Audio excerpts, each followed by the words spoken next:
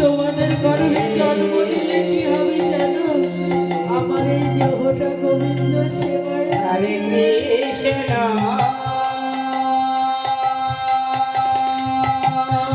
তোমরা সবাই মিলে আশীর্বাদ করো। হরে কৃষ্ণ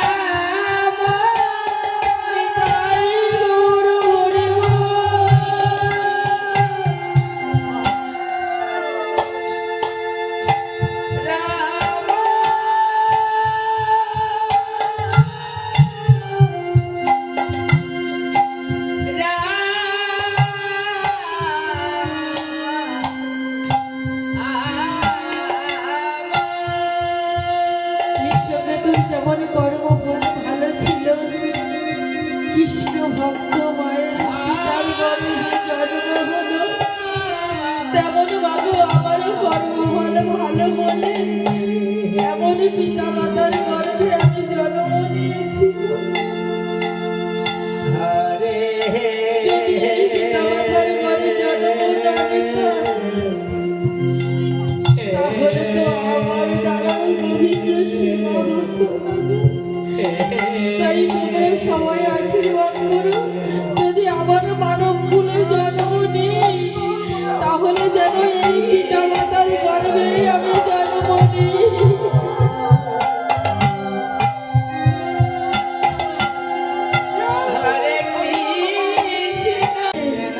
এই দেহ গাছে এত বড় বড় কুমড়ো হবে সেটা গোবিন্দ সেবায় লাগবে।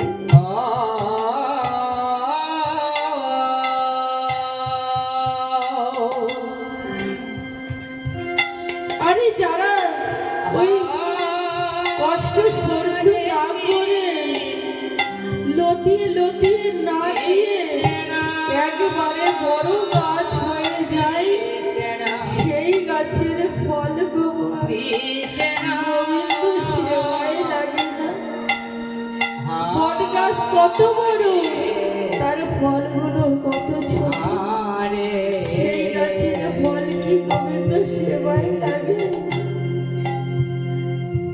হরে রাম